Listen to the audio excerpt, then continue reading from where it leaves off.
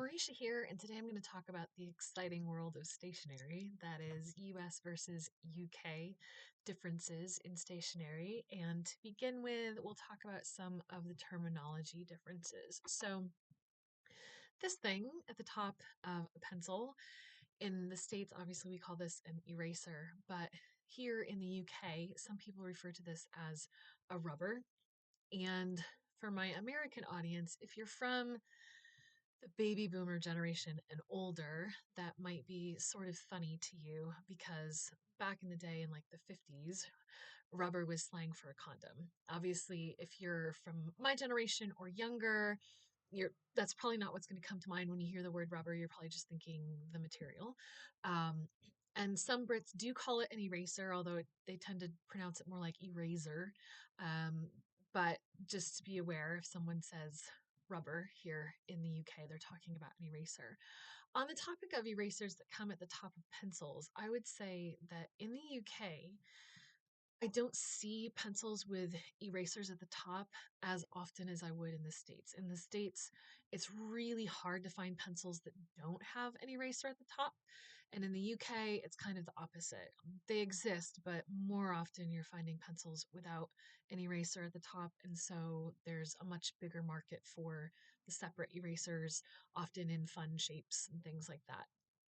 The other thing is when we're talking about pens, obviously both places in general, most people are going to call it a pen. But sometimes in the UK, you'll hear people refer to it as a biro. And I believe that's based off of a brand name, the way that maybe in the States you might hear someone say, "Can you lend me that Bic?" But that one, it's not as common. And so pen isn't something you're going to get hung up on the same way that you would maybe erasers and rubbers. Another name difference is when you're talking about correction fluid or correction tape. In both places, when we refer to it, we actually use a brand name regardless of whether it's actually that brand or not. So in the States, we call this whiteout, right? The tape is getting to be a lot more popular than the liquid form, but you can still find it in both places, obviously. Here, they call it Tipex because, again, that is a brand, but this, for example, is not actually Tipex brand. But if you ask for whiteout, people don't know what you're talking about over here. It's Tipex. One more thing in terms of terminology difference, which is technically not stationary, but as a teacher, it's one of the like necessary things to purchase for your classroom, and that is band-aids. Right. And so for my British audience, Band-Aid, similar to Tipex or Whiteout, it's a brand name that we use for just the generic item, regardless of what brand it actually is. In the UK, this is called a plaster. So they don't do a brand name for it. It's called a plaster. So if your kids are asking for that, they mean a Band-Aid. The other two things that I want to talk about are not linguistic differences, but actual differences in the stationery itself. And the first one is the size of paper that each country uses the most. In the States, the standard notebook that you would buy for a school supply or, office supply is the 8.5 by 11 notebook. In the UK, it's called A4. And I'm going to put these together and you'll see that they're basically the same width. However, you can see that the A4 is taller than the 8.5 by 11, kind of significantly. In fact, I'll show you. I brought folders over with me from the States that are made to accommodate 8.5 by 11. And here you can see the A4 sticks out at the top. So that's actually something that I found pretty frustrating when I first came over here. It was one of those things that I would put under the category of why does every single thing have to be a little bit different, right? So it's like you're sort of like in this uncanny parallel universe where everything is just slightly off. And especially for paper size, when you have folders and now the paper that you're using doesn't really fit in that folder the same way that you would hope it would. It can be one of those like little like peeves that like get to you after a little bit. And then the final thing that is different is the way that calendars are laid out.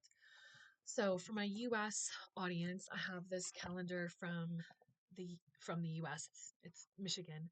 And obviously in the US, our calendars, they start the week with Sunday. It goes Sunday to Saturday. But here in the UK, and I think this is true throughout all of Europe, here's a James Bond calendar that I bought here. It starts on Monday and then goes through Sunday. So sometimes when you're looking at the calendar, you have to sort of remind yourself, like, nope, this is Monday, this isn't Sunday, because otherwise it sort of shifts your mind of where the dates are by a day.